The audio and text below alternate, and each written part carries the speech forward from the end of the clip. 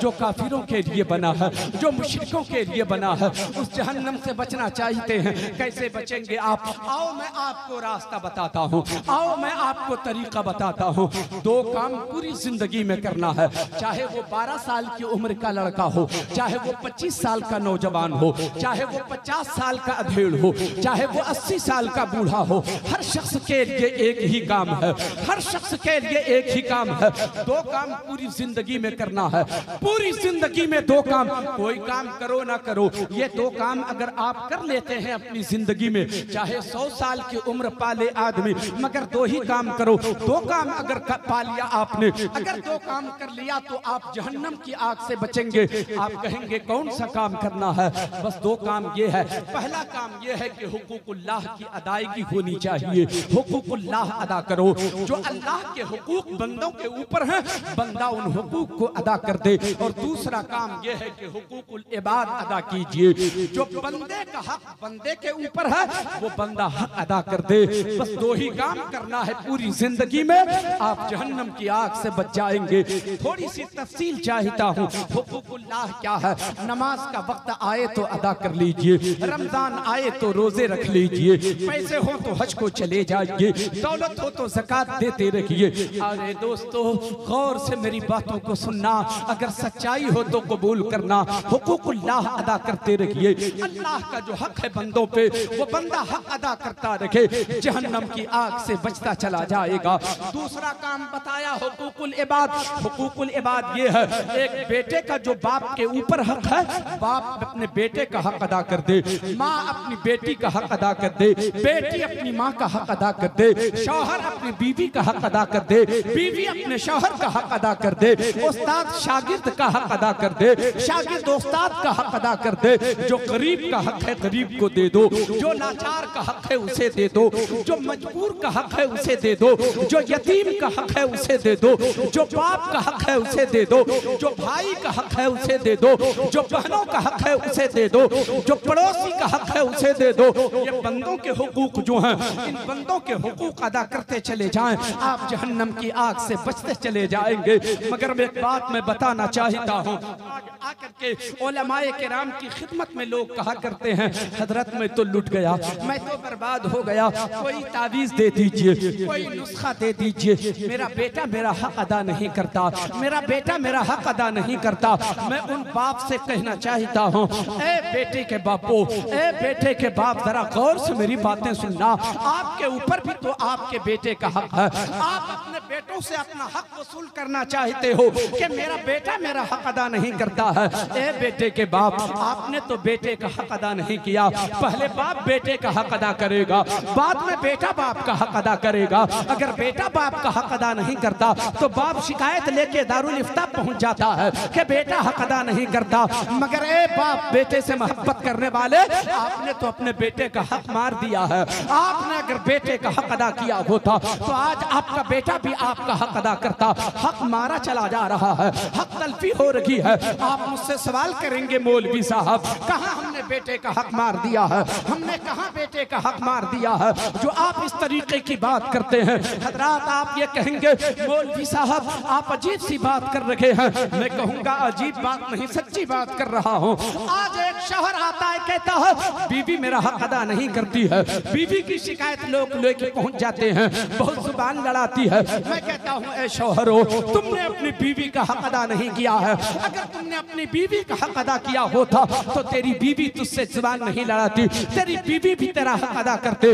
आप मुझसे कहेंगे मौलवी साहब अजीब इंसान मालूम होते हो, हमारे यहाँ आए हो, न किसी बाप से मुलाकात है, न किसी की बीवी से मुलाकात है। तुमने कैसे समझ लिया कि हमने बेटे का हक अदा नहीं किया? कैसे समझ लिया कि हमने बीवी का हक अदा नहीं किया? मैं आपसे ये बताना चाहूंगा, मैंने देखा नहीं है, मैंने आपकी बीवी से मुलाकात नहीं किया है, मैंने आपके बच्चों से मुलाकात नहीं किया है, मगर मैं ये जानता हूँ समाज में शराबी तो हैं, समाज में जुआरी तो हैं, हमारे मुआशरे में बेअदब बच्चे तो हैं, हमारे मुआशरे में बदतमीज बच्चे तो हैं, हमारे मुआशरे में माँ बाप के नाफरमान बच्चे तो हैं, हमारे मुआशरे में चुगलखोर बच्चे तो हैं, हमारे मुआशरे में बच्चलन बच्चे तो हैं, हमारे मुआशरे में बेनमाजी बच्चे तो हैं, हमारे मुआशरे में आवारा बच्चे तो हैं। मैं जानना ये चाहता हूँ ये आवारा कैसे हो गया, ये बदचलन कैसे हो गया, ये बदतमीज कैसे हो गया, ये बेअदब कैसे हो गया। इससे पता चल गया बाप जब बेटे का हक अदा करता है तब बेटा बेनमाजी नहीं होता है, बेटा बेअदब नहीं होता है, बेटा शराबी नहीं होता है। बाप जब बेटे का हक अदा करता है तब बेटा नमाजी होता है, तब बेटा तहज्जुद गुज़ार। लाजवाब नारे तकबीर, नारे रिसालत, फैज़ाने आला हज़रत सरकार हुजूर मुजाहिदे मिल्लत। हजरात आप देखें कहाँ कहाँ हमसे खता हो रही है। हमने बेटे का हक अदा नहीं किया तो बेटा बिगड़ेगा, हमने बीवी का हक अदा नहीं किया बीवी बदचलन होगी, बीवी बातों में नहीं रहेगी, बीवी जुबान लड़ाएगी। दोस्तों आपका कहना ये होगा मौलाना कैसे आपको पता चल गया? आप कहते हैं कि बदचलन और बेतमीज बच्चे हमारे माशरे में हैं, आखिर ये हुआ कैसे?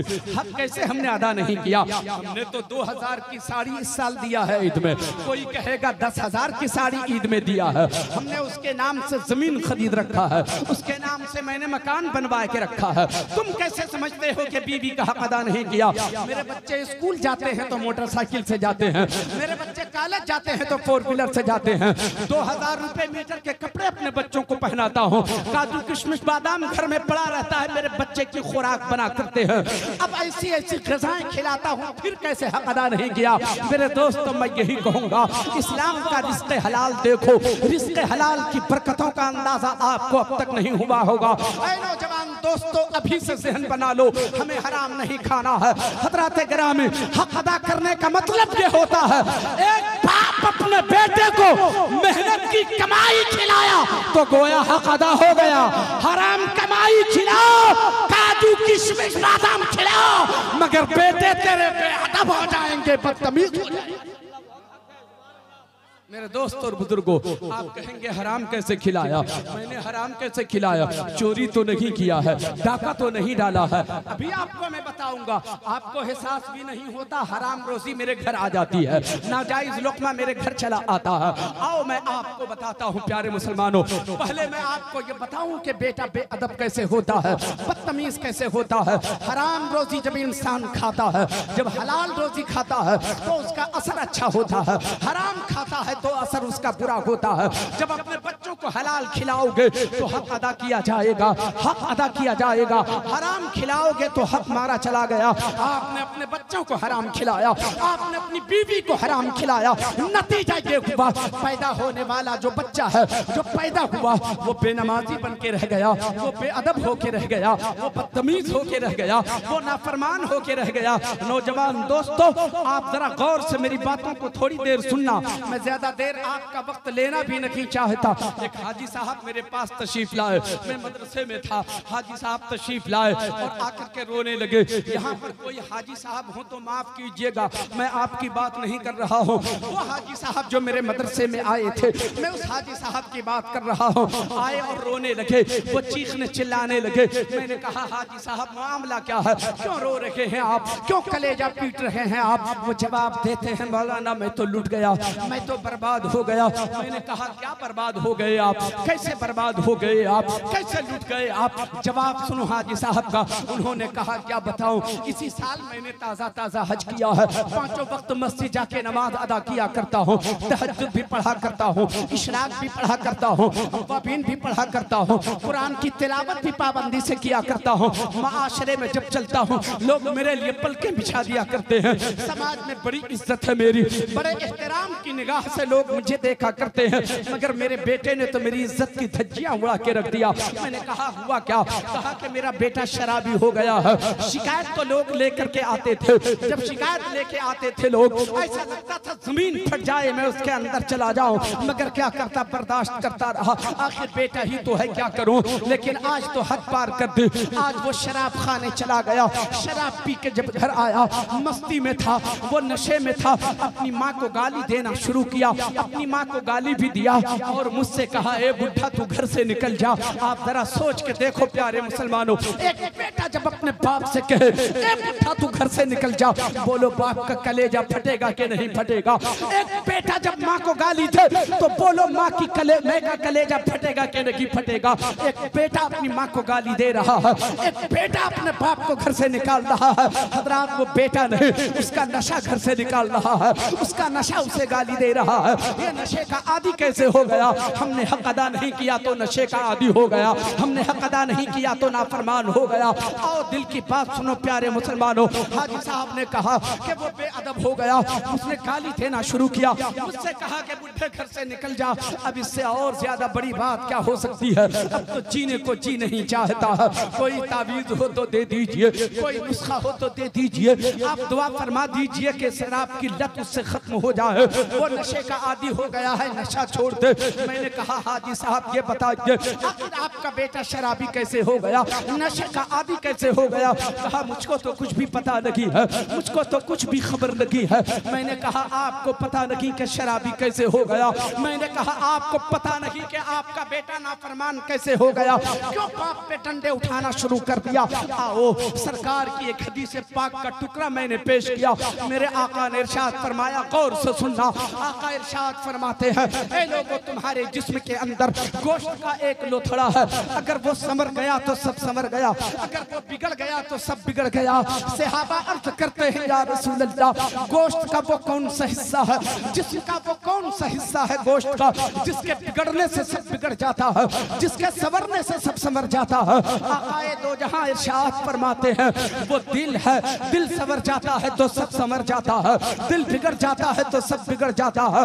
दिल के बिगड़ने से सब बिगड़े, दिल के संवरने से सब संवर जाए। दिल बिगड़ जाए तो आंख बिगड़ जाए, दिल बिगड़ जाए तो समाज बिगड़ जाए, दिल बिगड़ जाए तो हाथ बिगड़ जाए, दिल बिगड़ जाए तो पांव बिगड़ जाए, दिल बिगड़ जाए तो शऊर बिगड़ जाए, दिल बिगड़ जाए तो फिक्र बिगड़ जाए। मगर दिल संवर जाए तो आंख संवर जाती है, दिल बिगड़ जाए, दिल संवर जाए तो जुबान संवर जाती है।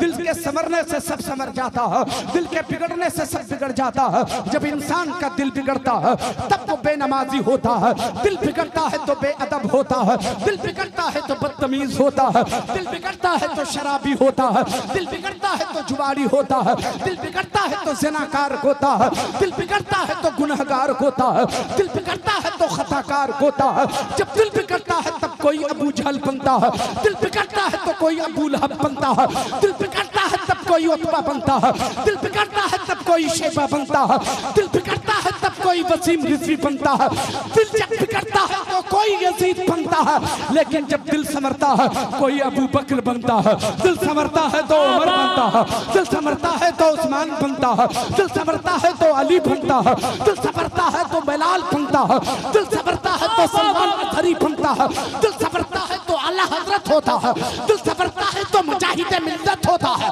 दिल संवरता है तो हबीब मिल्लत होता है। दिल के संवरने से सब संवर जाता है, दिल के बिगड़ने से सब बिगड़ जाता है। सही फरमाए। नारे तकबीर, नारे रिसालत, फैजाने आला हजरत सरकार हुजूर मुजाहिदे मिल्लत। दिल के संवरने से सब संवरता है, दिल के बिगड़ने से सब बिगड़ता है। सहाबा अर्ज करते हैं, या रसूल अल्लाह, अगर दिल के संवरने से सब संवर जाता है, दिल के बिगड़ने से सब बिगड़ जाता है, आका ये भी तो बताएं कैसे दिल संवर जाता है, इंसान का दिल कैसे बिगड़ जाता है? गौर से सुनिएगा। या रसूल अल्लाह, अगर दिल के संवरने से सब संवर जाता है, अगर दिल के बिगड़ने से सब बिगड़ जाता है, आका दिल संवर कैसे जाता है? किसी का दिल बिगड़ कैसे जाता है? मेरे आका का जवाब आप सुनो। आका इरशाद फरमाते हैं, जब हलाल कोई खाता है तो दिल संवर जाता है, हराम खाता है तो दिल बिगड़ जाता है। हराम खाता है तो दिल बिगड़ जाता है। ऐ लोगों, न खुद हराम खाओ न अपने बच्चों को खिलाओ। आप कहेंगे मौलाना मैंने डाका तो नहीं डाला, मैंने चोरी तो नहीं किया, मैंने तो हराम रोजी अपने घर नहीं लाया। मैं आपसे ये कहूंगा प्यारे मुसलमानों, सुनो सुनो, आपको पता भी नहीं चलता और हराम हमारे घर चला आता है, हमें एहसास नहीं होता। अगर बुरा ना लगे तो एक सच्ची बात कहूँ आपसे, करम करम जिंदाबाद। सुनेंगे आप लोग? कितने लोग सुनेंगे? हाथ उठाकर बताएं तो। सुभान अल्लाह, सुभान अल्लाह। हमारी अगर सर्विस है, ड्यूटी होती है ना, सुबह के 8 बजे से लेकर 5 बजे शाम तक ड्यूटी करना है, ऐसा होता है क्या? 8 घंटे ड्यूटी। मगर आदमी क्या करता है, 7 घंटे ड्यूटी किया और 1 घंटा पहले फैक्ट्री से निकल गए। कैसे निकला? जो उससे ऊंचे ओहदे का अफसर होता है उससे मिला, मैं आपको ये दे दूंगा, पान खिलाऊंगा, चाय पिलाऊंगा, ये करूंगा, वो करूंगा, कुछ सहूलतें आपने दे दी और हर रोज 1 घंटा मामूल बना लिया। 1 घंटा पहले आप फैक्ट्री से निकल गए, ड्यूटी 7 घंटे में खत्म। आपने कंपनी से कितने पैसे वसूल किए? 8 घंटे के।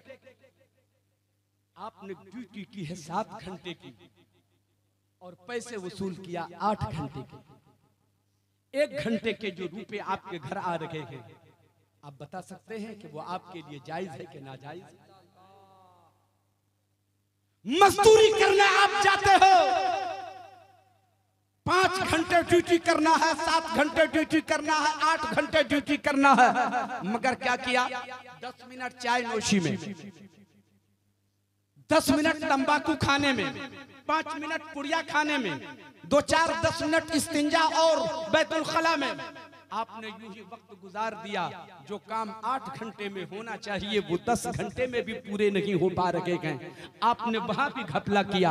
आपने ड्यूटी की 6 घंटे, 8 घंटे की मजदूरी आप अपने घर लेके आ रखे हैं और ये कह रहे हैं कि मैंने तो मेहनत से पैसे वसूल किया है। पूछ लीजिए मुफ्तियाने किराम से, जो ऐसी ड्यूटी करके 8 घंटे के पैसे वसूल करके लाता हो, क्या उसके लिए जायज है? आप समझ रहे हैं कि हलाल लेके आया, मगर वो हलाल सब के सब आपके बेकार हो गए। जो मेहनत की थी आपने, उस मेहनत के पैसे में वो नाजायज पैसे मिल गए, सारे के सारे पैसे आपके उसी तरीके के हो गए जो आपके लिए जायज है। आप ठेले पे फल बेचते हो या कोई भी सामान बेचते हो, मिसाल के तौर पे रमजान शरीफ आता है, पपीता आपने खरीदा, सड़क के किनारे अपना ठेला लगाया और आवाज लगाया, मेरे पपीते गारंटी के मीठे। अल्लामा अख्तर ज़िया साहब ने कहा कि ये तो गारंटी के मीठे कह रहा है, एक दिन में इफ्तार के वक्त 1 केजी पपीते की जरूरत है, मगर बड़ा सस्ता है, गारंटी का मीठा भी है, 5 केजी ले लेते हैं। लेके चले हजरत, और जब घर पहुंचे और इफ्तार के वक्त उस पपीते को चाक किया है तो बजाय मीठे होने के वो तो फीके निकले। बेचने वालों, तुमने पपीता चाक करके नहीं देखा था ये मीठा है या फीका है, बगैर चाक किए और टेस्ट और जायका महसूस किए आपने गारंटी कह के बेच दिया है। आपके लिए वो पैसे जायज नहीं है। क्या बात है, वाह क्या बात है, वाह मेरे दोस्तों और बुजुर्गों, मेहनत की सारी कमाई आपकी बहुत बर्बाद। अच्छे, वाह। आप समझते हो कि हमने तिजारत किया और पैसे वसूल किए हैं, मेहनत करके पैसे लाए हैं। हजरात, सही और गलत का फैसला यहाँ जो दिल है ना, वो दिल करता है। आपकी जुबान सही फैसला नहीं कर पाएगी, आपका दिल सही फैसला करेगा। आओ मेरी बात गौर से सुनो, तवज्जो है। हलाल लुक़्मे का असर अच्छा होता है, हराम लुक़्मे का असर बुरा होता है। 15 मिनट टाइम है ना मेरा? 15 मिनट मेरा टाइम है अभी बाकी। सुभान अल्लाह। सुनेंगे आप लोग? एक बार और हाथ उठा के बता दीजिए। हराम लुक़्मे का असर बुरा होता है, हलाल लुक़्मे का असर अच्छा होता है। अपने बच्चों को मेहनत की कमाई खिलाओ, अपनी बीवी को मेहनत की कमाई खिलाओ। देखो बाप कहाँ मिस करता है, बाप कहाँ गलत जिंदगी गुजारता है, बाप कहाँ अपनी बीवी का हक मारता है, बाप कहाँ अपने बेटे का हक मारता है। बेटा पैदा भी नहीं हुआ है, बाप उसका हक मार देता है। पैदा होने के बाद पता चलता है कि बेटा तो बेअदब हो गया, बेटा बदतमीज हो गया। ऐ नौजवान दोस्तों, गौर से मेरी बातों को सुनना, आप तवज्जो से सुनिए। अब थोड़ी ही देर में दोनों शायर आपकी खिदमत में तशरीफ लाएंगे इंशाअल्लाह। आप घबराइए नहीं, 10 से 15 मिनट में अपनी गुफ्तगू खत्म करता हूँ। हलाल लुक़्मे का असर अच्छा होता है, हराम लुक़्मे का असर बुरा होता है। आका दो जहां जनाब मोहम्मद रसूलुल्लाह सल्लल्लाहु तआला अलैहि वसल्लम के जमाने के करीब की बात कर रहा हूँ। हालांकि ये जमाना भी मेरे आका ही का है, मेरे सरकार ही का जमाना है, मगर मैं उस जमाने की बात कर रहा हूँ जो जमाना थाना मुस्तफ़ा जाने रहमत के करीब का है। एक शख्स है जिसका नाम है नूह। नूह नाम का वो शख्स है, पेशे का वो जज है, वो काम धाम उसका यही है, वो पेशे का जज है। नूह उसका नाम है। अब उस नूह का ओहदा ऊंचा होता चला गया, पोस्ट बढ़ता चला गया, परमिशन होता चला गया। नतीजा ये हुआ आखिर जिंदगी में जब उसका इनकलाब आया तो वो जस्टिस बना दिए गए। दुनिया उसे नूह जस्टिस के नाम से याद करने लगी है। नूह जस्टिस के नाम से उसे दुनिया याद करती है। वो नूह जस्टिस के घर एक बेटी है, बेटी का नाम फातिमा है। तवज्जो आपकी है तो हजरत गिरामी गौर से सुनिएगा, मेरे एक एक जुमले को आप सुनिएगा। हो सकता है आपने मुझसे ये बयान सुन लिया हो, सुन रखा हो आपने, हो सकता है आप तो जलसे में बहुत जाया करते हैं, मगर सुनिए आप, इसलिए सुनिए, इसलिए सुनिए, फिर आपको इस तरीके की बातें सुनने का मौका मिल रहा है। हालांकि मैं ये कहता हूँ, मैं ये चाहता हूँ आपकी जिंदगी में इनकलाब आए, आप सरकार मुजाहिदे मिल्लत की बारगाह में रहने के आदी हो, आप एक अच्छा इंसान कहलाओ, एक सच्चा इंसान कहलाओ, आप अच्छे बन के रहो, सरकार मुजाहिदे मिल्लत के दीवाने बन के रहो। मुजाहिदे मिल्लत के दीवानों, गौर से बातों को सुनना। नूह जस्टिस की वो बेटी फातिमा है, सन्ने शऊर को जब पहुंचती है, शादी के लायक हो जाती है, नूह जस्टिस को ख्याल आया अब इसके लिए एक दूल्हा तलाश किया जाए। नूह जस्टिस एक दामाद की तलाश में निकलता है, मोहल्ले का चक्कर लगाया, कस्बे का चक्कर लगाया, शहर का जायजा लिया, कोई ऐसा नौजवान मिल जाए जो दिखने में भी खूबसूरत हो और दौलत वाला भी हो, सरमायादार भी हो, मेरे लेवल का होना चाहिए, मेरी बराबरी का होना चाहिए, पैसे के हिसाब से मेरे लेवल का हो, ऐसा इंसान तलाश रहा है। नूह जस्टिस ढूंढते रहे, जब देखता है दिखने में खूबसूरत मालूम हो रहा है तो वो इंसान फिर दौलत वाला नहीं मिलता, अगर दौलत वाला मिलता है तो दिखने में खूबसूरत नहीं मिलता। नूह जस्टिस है, अपनी बेटी के लिए एक दूल्हा तलाश करता जा रहा है। कई महीने गुजर गए, जब देखा अपने लेवल का नहीं मिलता है, थक हार के एक रोज अपनी बेटी से वो पूछता है, ए मेरी बेटी फातिमा बताओ तेरे लिए कैसा दूल्हा तलाश करूं, मैं तेरी शादी करना चाहता हूं, तेरे लिए बर तलाश करना चाहता हूं, मैं बताओ मैं तेरे लिए कैसा दूल्हा तलाश करूं, मैं तेरी शादी करना चाहता हूं। बेटी फातिमा जवाब देती है, अब्बू आज तक मैंने अपनी मर्जी से आपसे कुछ कहा ही नहीं है, आपने जब जो कुछ कहा मैंने उसे मान लिया है, कोई सामान की भी फरमाइश नहीं की, आपने जब जो ला के दिया मैंने उसे कबूल कर लिया है, आज पूछने की क्या जरूरत पड़ गई, मेरे लिए जैसे दूल्हे का इंतखाब करेंगे मैं उसे कबूल कर लूंगी, आप जाइए और ढूंढ लीजिए। बाप कहता है नहीं मेरी बेटी, मैं ये चाहता हूँ कि तुम भी अपनी खुशी का इजहार करो, तुम भी अपनी तबीयत का इजहार करो, आखिर तुम्हें उसके साथ जिंदगी गुजारना है, तेरा दूल्हा हो तो कैसा हो, तेरा शौहर हो तो कैसा हो, तेरी जिंदगी का साथी हो तो कैसा हो। बेटी फातिमा ने देखा मेरा बाप इसरार पर इसरार करते जा रहा है, बेटी फातिमा कहती है आज की बेटी होती तो ये कहती मेरा दूल्हा ऐसा होना चाहिए, अगर बाप पैसे वाला है तो बेटी यही कहती है मेरा दूल्हा डॉक्टर होना चाहिए, मेरा दूल्हा इंजीनियर होना चाहिए, मेरा दूल्हा प्रोफेसर होना चाहिए।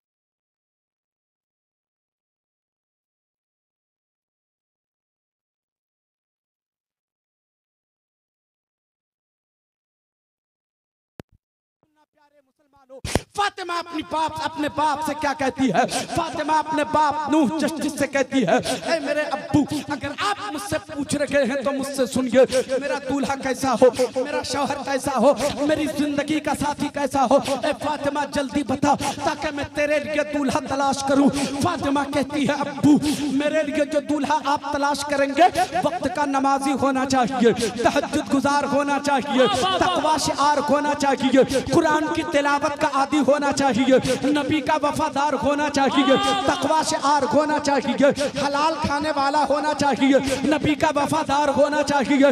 नूह जस्टिस अपने घर से निकला है, तलाश कर रहा है, एक ऐसे नौजवान की तलाश है जो वक्त का नमाजी भी हो, तहज्जुद गुजार भी हो, तकवा से आर भी हो, वक्त का नमाजी भी हो, पाबंद शरीयत भी हो, हलाल खाने वाला भी हो।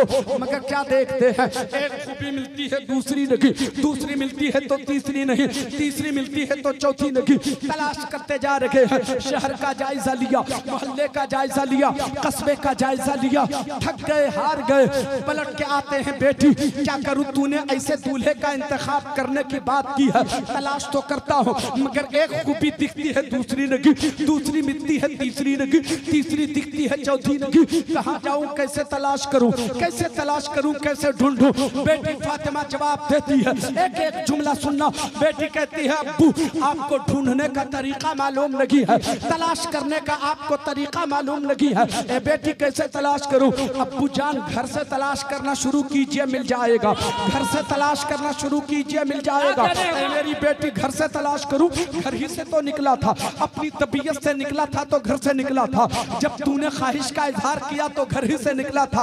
अब जरा सा यहाँ पे रुक के एक बात करूं, नूह जस्टिस के घर में नूह जस्टिस की बीवी का इंतकाल हो चुका था, उसका कोई बेटा भी नहीं था, उसके रिश्तेदार में कोई नहीं था, उसके घर में एक उसकी बेटी रहती थी जिसका नाम फातिमा था, एक नौकर रहता था उसका नाम मुबारक था। नूह जस्टिस के घर में 3 लोग रहा करते थे, एक नूह जस्टिस रहा करता था, दूसरा उसकी बेटी रहा करती थी, तीसरे में उसका नौकर उसका गुलाम मुबारक रहा करता था। अब नूह जस्टिस की बेटी का जवाब सुनो। नूह जस्टिस की बेटी फातिमा कहती है, ए अब्बू जान तलाश करने का तरीका ये है, अपने घर से निकलिए। ए मेरी बेटी घर से तो निकला था, घर ही से निकला था, खुद से निकला तो घर से निकला, तूने निशानदेही की तो घर से निकला। ए अब्बू जान आपने समझा नहीं, आपने मेरे जुमले के नोको पलक को देखा नहीं, आप समझ नहीं पाए मैं क्या कह रही हूँ। ए मेरी बेटी बताओ ना क्या समझती हो, घर से तलाश कीजिए। अब्बू जान मेरे जुमले पे गौर कीजिए। आ गए हैं दोनों मेहमान, अब आप समाअत फरमाएंगे 5 से 10 मिनट में मेरी गुफ्तगू खत्म होने वाली है, गौर से सुनिएगा, आपकी तवज्जो है। सुभान अल्लाह। एक बार जरा लहक के बोले तो या रसूल अल्लाह, हाथों को फिदाओं में लहरा के बोले या रसूल अल्लाह, या रसूल अल्लाह, जरा ऊंची बोले या रसूल अल्लाह, जरा और ऊंची बोले या रसूल अल्लाह।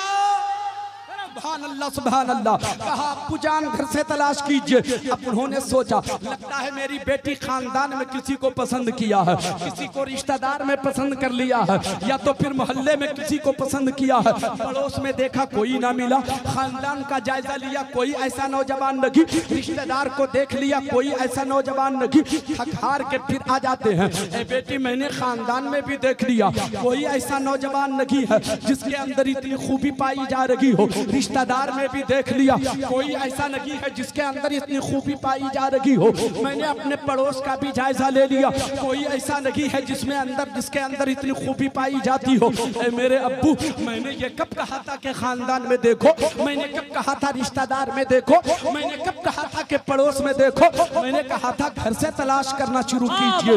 अल्लाह अकबर। वो जवाब देती है घर से तलाश कीजिए। नूह जस्टिस के दिमाग ठिकाने लग गए, ये घर घर की बात कर रही है, आखिर घर से मुराद क्या है? अगर घर से मुराद रिश्तेदार है तो नहीं है, अगर घर से मुराद खानदान है तो वहां भी नहीं है, अगर घर से मुराद मोहल्ला है तो वहां भी नहीं है, घर में तो कोई रहता नहीं है, एक मैं रहता हूँ, एक मेरी बेटी फातिमा रहती है, और तो कोई रहता की नहीं है, फिर दूल्हा कहाँ तलाश करने जाए?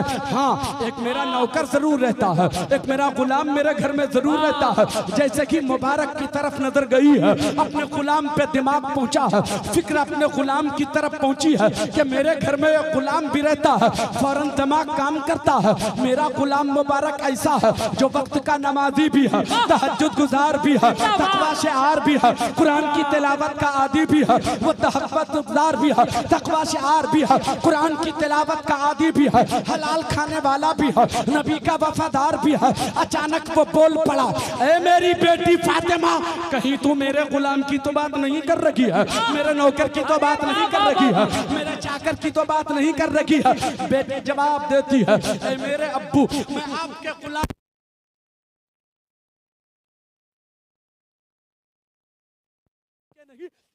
खबर मुझे नहीं है, मैं आपके चाकर की बात कर रही हूँ कि नहीं इसकी खबर मुझे नहीं है, मगर मैं जिसकी बात कर रही हूँ वो तहज्जुद गुजार है, वो तकवा शिआर है। अगर आपके गुलाम में ये खूबी है तो वो आपका गुलाम ही हो सकता है, वो आपका नौकर ही हो सकता है। नारे तकबीर, नारे रिसालत, पैगाम इस्लाम, वो आपका गुलाम ही हो सकता है। अल्लाह अकबर। समझ गए नूह जस्टिस, लगता है मेरी बेटी मेरे गुलाम की बात कर रही है। वो सोचने लगे या अल्लाह अपने गुलाम से कैसे शादी कराएंगे, अपने नौकर से अपनी बेटी की शादी कैसे कराएंगे। मैं कहा अपने वक्त का बहुत बड़ा धनी, अपने वक्त का मालदार मेरे लेवल का है भी नहीं, ये तो मेरे गुलाम है, ये तो मेरा नौकर है, ये तो मेरी गुलामी करता है। वो कहने लगा मेरी बेटी ये तेरा नौकर न है, ये तेरा गुलाम न है, ये तेरा चाकर न है, ये तेरे कपड़े धुला करता है, तेरे बर्तन धुला करता है, तेरे काम आया करता है, तेरे इशारे पे गर्दिश किया करता है, तेरे पीछे पीछे चला करता है, ये तेरा नौकर है बेटी। तू उसे गुलाम को अपना शौहर कैसे बनाना चाहती हो। वो कहती है ऐ मेरे अब्बू तू उसकी गुलामी देख रहे हो, तू उसकी गुलामी देख रहा है, तू उसकी चाकरी देख रहा है, तू उसके कपड़े के धुलने को देख रहा है, तू उसके बर्तन मलने को देख रहा है। ऐ मेरे अब्बू तेरी नजर कुछ और देख रही है, मेरी नजर कुछ और देख रही है। ऐ मेरी बेटी वो तो बड़ा गरीब है, वो तो निहायत गरीब है, वो तो मफलूकुल हाल है, वो इंसान मफलूक है, वो इंसान मुफलिस है, वो इंसान लाचार मजबूर है, वो तो तेरा गुलाम है। ऐ मेरी बेटी उसकी गरीबी नहीं देख रही हो, उसकी मुफलिसी नहीं देख रही हो, उसकी लाचारी नहीं देख रही हो। अल्लाह अकबर। जवाब सुनो ऐ मेरे अब्बू आपकी नजर उसकी गुर्बत पे है और मेरी नजर मुबारक पे उतरने वाली खुदा की रहमत पे है, खुदा की रहमत। नारे तकबीर, नारे रिसालत, मसलके आला हजरत। आपकी नजर उसकी गुर्बत देख रही है, मेरी नजर खुदा की रहमत देख रही है। अल्लाह अकबर। ए बेटी तो तेरा अटल फैसला। हाँ अब्बू मेरा फैसला यही है, गुलाम है तो है मेरी बेटी, गुलाम तो गुलाम है ना, नौकर तो नौकर है ना। समाज में गुलाम का होना ऐब माना जाता है, नौकर का होना ऐब माना जाता है। अगर तेरी शादी मैंने नौकर से करा दी, अपने गुलाम से तेरी शादी करा दी, तो समाज के लोग क्या कहेंगे, समाज के लोग क्या कहेंगे। मेरी बेटी मेरे नाम पे लोग थू थू करेंगे। ए मेरी बेटी मुझे समाज में इज्जत है, मेरी समाज में इज्जत है। तुम अपने एक नौकर से शादी की बात कर रही हो। बेटी जवाब देती है अब्बू अगर समाज में गुलाम का होना ऐब माना जाता है तो अपना गुलाम को गुलामी से आजाद कर दो, मगर शादी नमाजी से करा दो, शादी नबी के गुलाम से करा दो। वाह आजाद करा दो, अपने गुलाम को गुलामी से आजाद कर दो, फिर मेरी शादी नबी के गुलाम से करा दो। सुभान अल्लाह। सोचने लगे सर नीचे कर लिया। अब्बू क्या सोच रहे हैं, तवज्जो है आपकी? 5 मिनट टाइम देंगे आप? सुभान अल्लाह। क्या कहा अब्बू, क्या सोच रहे हैं? बेटी सोच रहा हूं। अब्बू सोच लीजिए, आप हर दिन कचहरी में फैसला करते हैं, फैसला हर रोज लेते हैं, मगर सोचते नहीं हैं। और जब सोचते नहीं हैं तो फैसला कभी सही होता है, फैसला कभी गलत होता है, कभी सही फैसला होता है, कभी गलत फैसला होता है। अब्बू आज का फैसला गलत नहीं होना चाहिए, आज का फैसला समझ लीजिए तो कीजिएगा, सोच लीजिए तो फैसला कीजिएगा, बहुत सोच समझ के आज फैसला कीजिएगा। सर उठाया नूह जस्टिस ने और मुस्कुरा के कहा बेटे मैंने फैसला ले लिया। कहा अब्बू क्या फैसला लिया? कहा बेटी जो तेरा फैसला है वही मेरा फैसला है, जो तेरा फैसला है वही मेरा फैसला है। कहा ए बेटी अब मैं आजाद करता हूं। आवाज दिया मुबारक। क्या बात, गुलाम ने अपने आका की तरफ पलट के देखा, नजर से नजर मिली, यकीन नहीं आ रहा था। लहजा बदला हुआ था ना, तेवर बदला हुआ था ना, गुफ्तगू का अंदाज बदला हुआ था ना। पलट के कहा आका आपने मुझे बुलाया क्या? आपने आवाज दिया क्या? हाँ मेरे मुबारक मैंने बुलाया है, करीब आओ। करीब आए, कहा मुबारक जा मैंने तुझे अपनी गुलामी से आजाद कर दिया। मुबारक रोने लगता है, मेरे आका क्या खता कर दी मैंने, क्या गलती हो गई मुझसे, क्या गुनाह मुझसे हो गया जो गुलामी से आजाद कर रखे हैं? कोई खता तो नहीं हो गई है, कोई गुनाह तो नहीं कर दिया है, कोई कमी तो नहीं रह गई है। कहाँ जाऊंगा, पूरी जिंदगी तो आपके कदमों में गुजार दिया है, अब आप मुझे अपने कदमों से निकाल क्यों रहे हो? आप अपने घर से से मुझे निकाल क्यों रहे हो? गुलामी से आजाद क्यों कर रहे हो? क्या आपको मेरी गुर्बत का ख्याल लगे है? अगर आपने अपनी गुलामी से निकाल दिया तो मेरा चूल्हा कैसे जलेगा, मेरी रोजी का इंतजाम कैसे होगा? नूह जस्टिस ने जवाब दिया, ऐ मेरे गुलाम, मैं तेरा आका हूँ, आका को इख्तियार है, जब चाहे अपने गुलाम को वो आजाद कर दे। ऐ मेरे मुबारक, मैंने तुझे गुलामी से आजाद किया है, तेरा रिस्क बंद हो इसकी बात नहीं किया है, तेरा चूल्हा ना जले मैंने इसकी बात नहीं किया है, मैंने गुलामी से आजाद किया है, चूल्हा तेरा जलता रहेगा और रिस्क का इंतजाम होता रहेगा। आजाद कर दिया। मुस्कुराते हुए मुबारक गुलाम आगे बढ़ा, 2-4 कदम आगे बढ़ा था, फिर आवाज दिया, ए मुबारक। पलट के फिर देखा अपने आका नूह जस्टिस की तरफ, आका अब क्या फरमान जारी होने वाला है, अब कौन सी नई बात पैदा होगी? ऐ मेरे आका और कुछ फरमाने वाले हैं।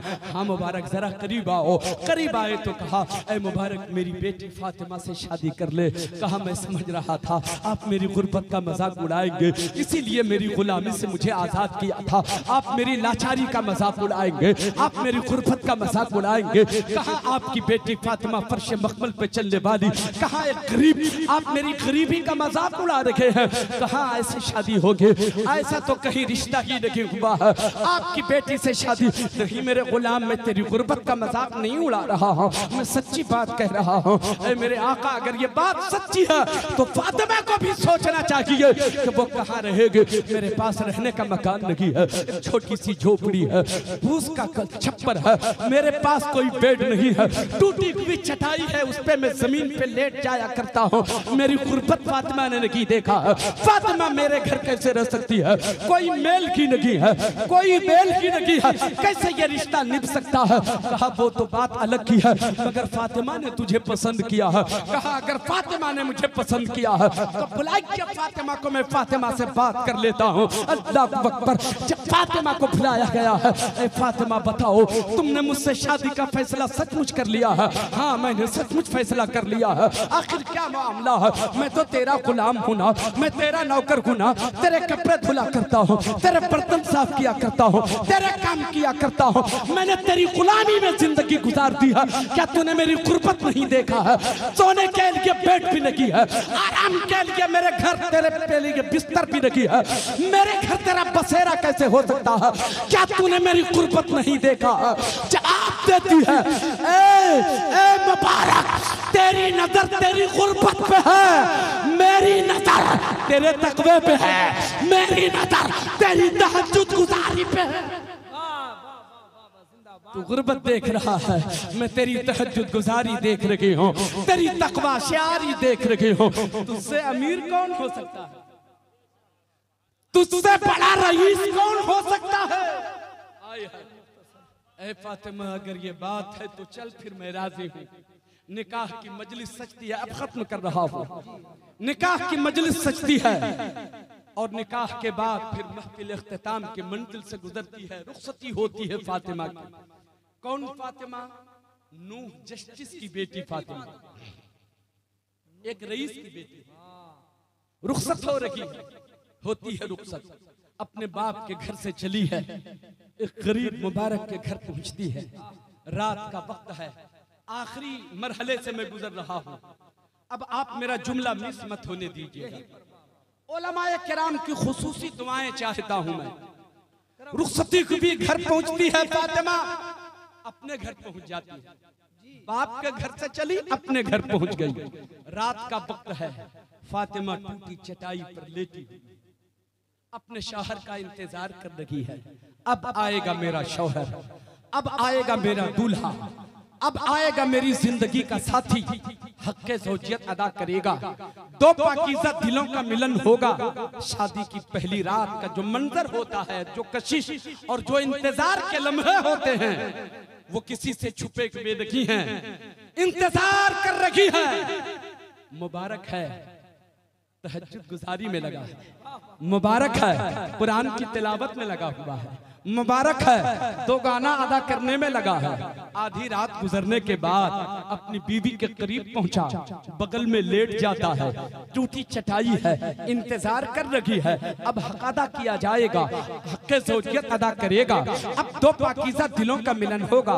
मगर क्या बताऊं, प्यार मोहब्बत की बातें चलती रही, रात बातों बातों में खत्म हो जाती है। सोचा फातिमा ने, शायद मेरा शौहर बड़ा थका मांदा था, आज शादी की पहली रात थी, थका मांदा शौहर था, इसलिए हक अदा न किया। आने वाली जो रात है वही मेरे लिए शादी की पहली रात होगी।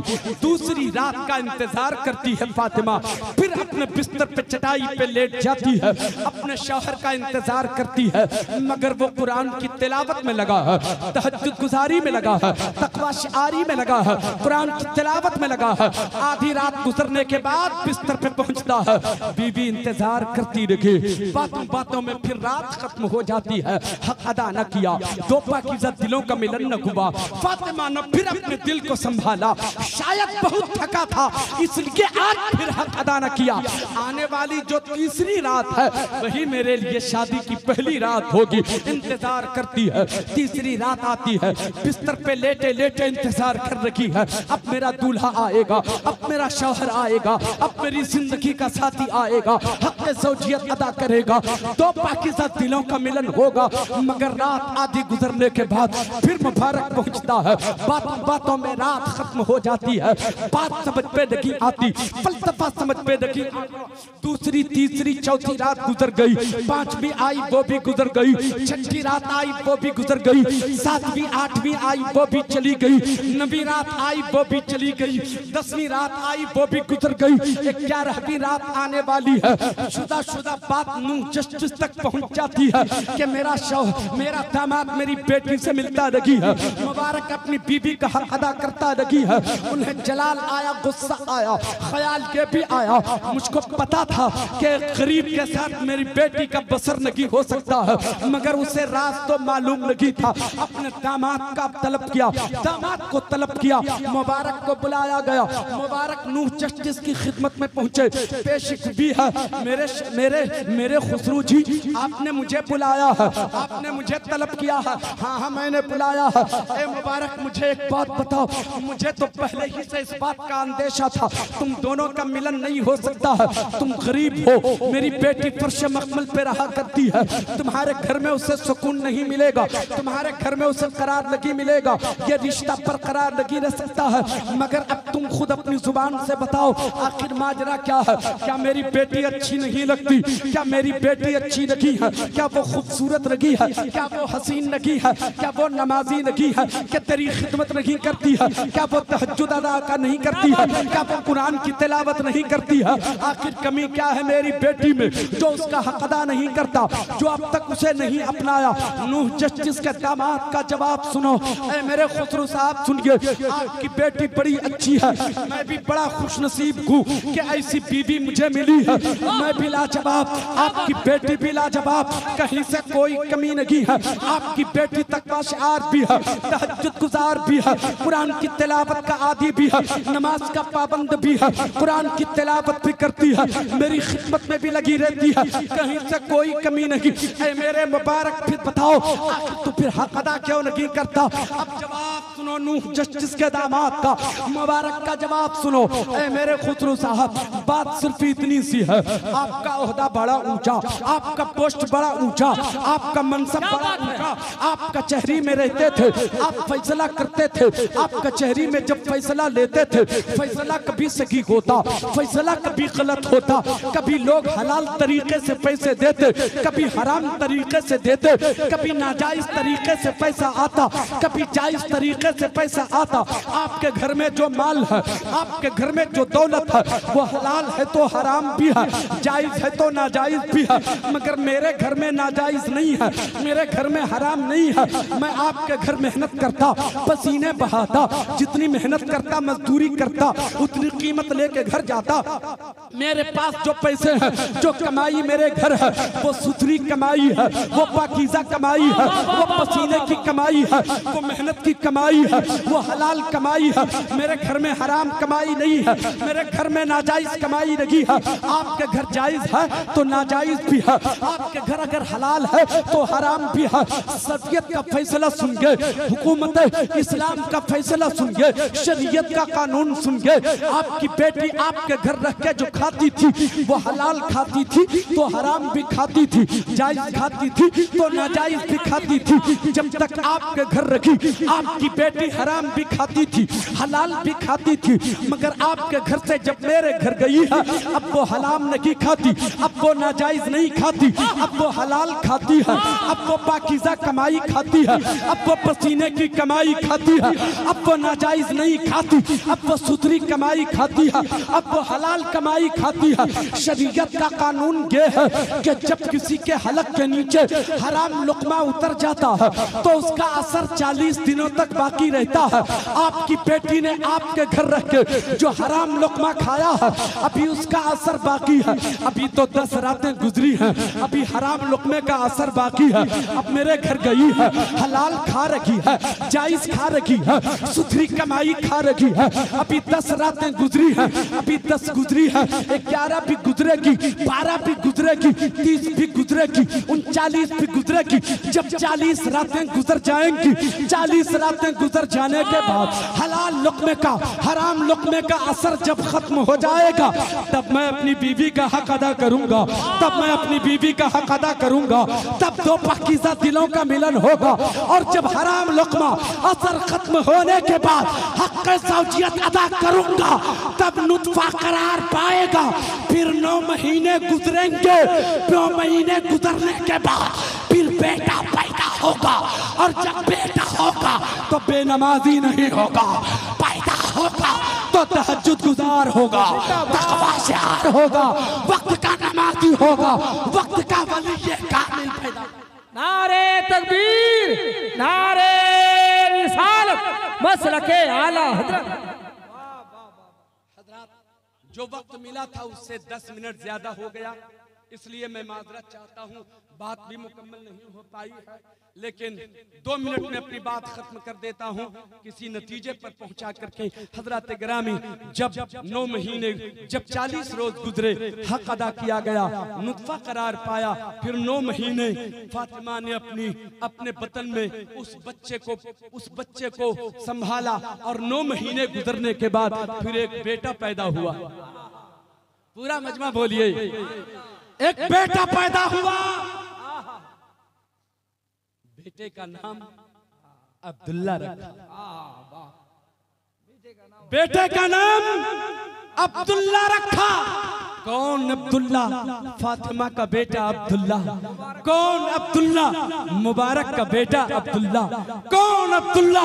जिसके बाप ने फातिमा को हलाल खिलाया वो अब्दुल्ला। कौन अब्दुल्ला? जिसकी माँ ने हलाल खाया वो अब्दुल्ला। कौन अब्दुल्ला? दुनिया जिसे अब्दुल्ला इब्ने मुबारक कहती है ये वही मुबारक का बेटा है, ये वही मुबारक का बेटा है। दुनिया जिसे अब्दुल्ला इब्ने मुबारक कहती है, अपने वक्त के बहुत बड़े ताबई गुजरे हैं जिसे दुनिया अब्दुल्ला इब्ने मुबारक कहती है। अगर मैं चाहूं तो अब्दुल्ला इब्ने मुबारक की जिंदगी का एक एक लम्हा आपके सामने बयान करूं कि हलाल लुक़मे का असर अब्दुल्ला इब्ने मुबारक की जिंदगी पे क्या पड़ता है। दिलो दिमाग ताज़ा हो जाएगा, ईमान ताज़ा हो जाएगा। मगर मैं बात यहीं पे ख़त्म करता हूँ कि हलाल लुक़मे का असर अच्छा होता है, हराम लुक़मे का असर बुरा होता है। मगर हो सकता है कल कोई मुझसे सवाल करे, मौलवी अगर हलाल लुक़मे का असर अच्छा होता है, हराम लुक़मे का असर बुरा होता है, तो नूह जस्टिस की बेटी फातिमा ने अपने बाप के घर तो हराम खाया था, वो तो नाजायज खाया था, फिर फातिमा इतनी अच्छी कैसे हो गई, तहज्जुद गुजार कैसे हो गई, तकवा शिआर कैसे हो गई, हराम खिलाने वाला बाप फिर बेटी तकवा शिआर कैसे हो गई। तो एक जुमला आपके लिए मैं आपके सामने पेश करके रुखसत होता हूँ। हजरात, सच्चाई तो यही है, अब्दुल्ला इब्ने मुबारक की माँ फातिमा अपने बाप नूह जस्टिस के घर रख के वो नाजायज और जायज दोनों खाया था। नूह जस्टिस ने अपनी बेटी को नाजायज तो खिलाया था, मगर एक अच्छा काम ये किया था, अपनी बेटी का नाम फातिमा रखा था। वहाँ हराम रुकमे का असर मगलूब हो गया, फातिमा के नाम का असर गालिब हो गया। फातिमा के नाम का असर था कि वो तहज्जुद गुजार हो गई। हम तो अपनी बच्ची का नाम भी फातिमा नहीं रखते, हम तो पिंकी, रिंकी, टिंकी रखते हैं। हजरात, परहेज कीजिए इन नामों को रखने से। अपनी बेटी का नाम फातिमा रखिए, कनीस फातिमा रखिए, ज़ैनब रखिए, उम्मे कुलसूम रखिए, तो फिर आपकी बेटी भी इंशाअल्लाह तबारक व तआला तहज्जुद गुजार होगी, तक़वा शिआर होगी। मैं आपसे ये कह के रुखसत होना चाहता हूँ, और नौजवान दोस्तों, हलाल लुक़मा खुद मेहनत की कमाई से हासिल कीजिए, खुद भी हलाल खाइए, अपने बच्चों को हलाल खिलाइए और हराम से बचिए, ताकि आपके बच्चे रास्ते से बिगड़ न सके, रास्ते से बहक न सके। अल्लाह तबारक व तआला हम सबको अच्छे अमल की तौफीक और रफ़ीक अता फरमाए। आप हलाल लुक़मा खाएंगे तो तबलीग की जरूरत फिर नहीं पड़ेगी, कहने की जरूरत नहीं पड़ेगी कि सच बोलो, नमाज पढ़ो, जुगलखोरी मत करो। हलाल लुक़मे का असर ये होता है, हलाल लुक़मा खुद ही तबलीग करता है। जब हलक के नीचे हलाल लुक़मा उतरेगा तो वो खुद ही नमाजी बना देगा इंसान को। हलाल लुक़मा खुद ही इंसान को शरीयत का पाबंद बना देगा। हलाल लुक़मा खुद ही इंसान को राहे रास्त पे ला देगा। इसलिए हलाल खाने की जरूरत है। इस्लाम में रिज़्क़े हलाल की अहमियत ये है कि रिज़्क़े हलाल खाओ और अक्ले हलाल और सिद्क़े मकाल, सच बोलते जाओ, हलाल खाते जाओ। एक न एक दिन इंशाअल्लाह हम गौस तो नहीं बनेंगे, गौस के गुलाम जरूर बन जाएंगे इंशाअल्लाह। मैंने जो कुछ कहा, कहीं पर कहने में कोई लफ्ज़, कोई खता हो गई हो तो मौला की बारगाह में अपनी खताओं से तौबा करता हूँ। या अल्लाह, मेरी खताओं को मुआफ़ फरमा, मेरी तौबा को कबूल व मकबूल फरमा। अस्तग़फिरुल्लाह रब्बी मिन कुल्लि ज़ंबिन व अतूबु इलैह। ला इलाहा इल्लल्लाह। आप भी पढ़ लीजिए, ला इलाहा इल्लल्लाह मुहम्मदुर रसूलुल्लाह सल्लल्लाहु अलैहि वसल्लम। अस्सलामु अलैकुम।